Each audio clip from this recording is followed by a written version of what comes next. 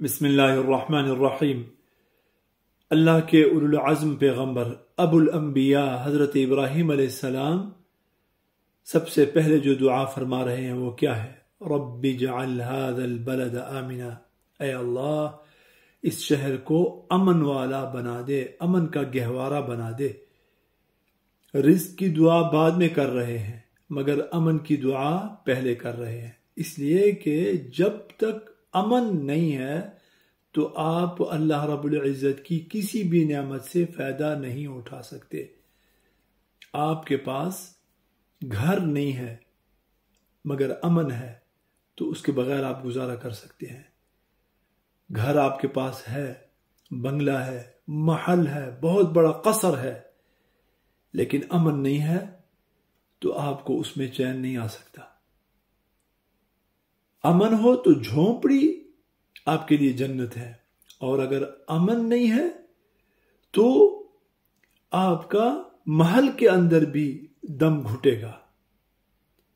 اس لیے تو حضرت ابراہیم علیہ السلام سب سے پہلے امن کی دعا کر رہے ہیں، اور یہاں پر عرب ملکوں میں خطبوں میں ہر خطبے میں یہ دعا ہوتی ہے، ہر جمعے کو یہ دعا ہوتی ہے۔ ہمارے علماء کرام کو بھی چاہیے، خطباء کرام کو بھی چاہیے کہ اس دعا کو اپنے خطبوں میں شامل کریں۔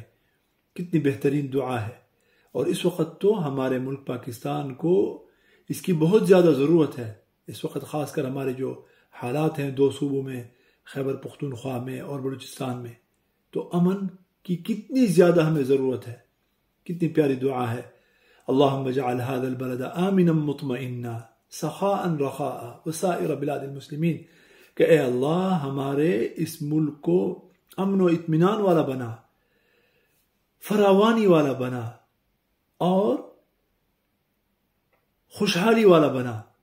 تو ہمیں امن کی بھی ضرورت ہے، ہمیں اچھی معیشت کی بھی ضرورت ہے، کہ ہمیں اس وقت ہمارے ملک میں امن بھی نہیں ہے۔ لوگ خاص کر ان دو صوبوں میں کتنی بری حالت ہے، اور معاشی حالت چاروں صوبوں میں معاشی اعتبار سے کتنی مشکلات ہیں۔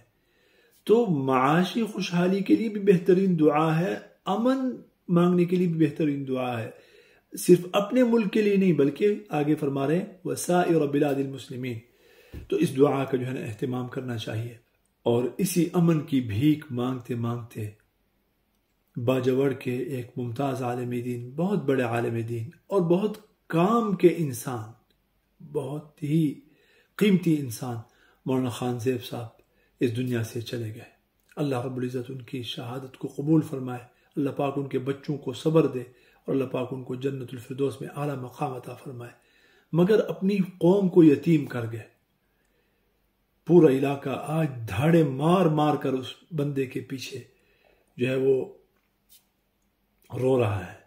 اپنے بچے تو رو رہے ہیں، اپنے رشتہ دار تو رو رہے ہیں، بھائی تو رو رہے ہیں، لیکن ہر وہ بندہ جسے ذرہ بھی ان کے بارے میں پتہ تھا، اس کی شخصیت کے بارے میں، آج ان کے پیچھے جو ہے نا وہ رو رہا ہے۔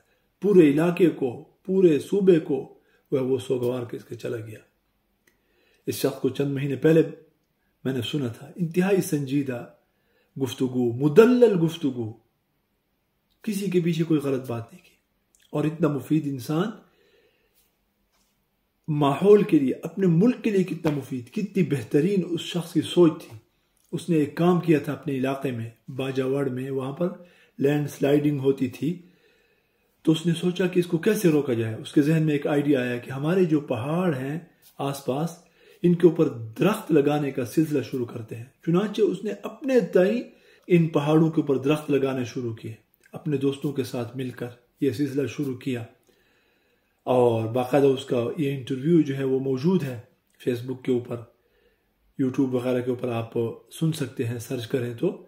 کل میں سن رہا تھا، تو درخت لگانے کے بعد وہ علاقہ، پورے جو پہاڑ ہیں آس پاس کے، وہ درختوں سے بھر گئے، اور چینجنگ یہ آئی، وہ کہہ رہے تھے کہ ایسے پرندے ہمارے اپنے علاقے کے جو بالکل ناپید ہو چکے تھے، درخت لگانے کے بعد وہ پرندے واپس آ گئے، ماحول بالکل جو ہے وہ بدل گیا، موسم ٹھنڈا ہو گیا، بارشوں کی کثرت ہو گئی ہاں پورے علاقے کے اندر جو ہے نا تبدیل، یہ کتنی بڑی خدمت تھی اپنے علاقے کی، ملک کی.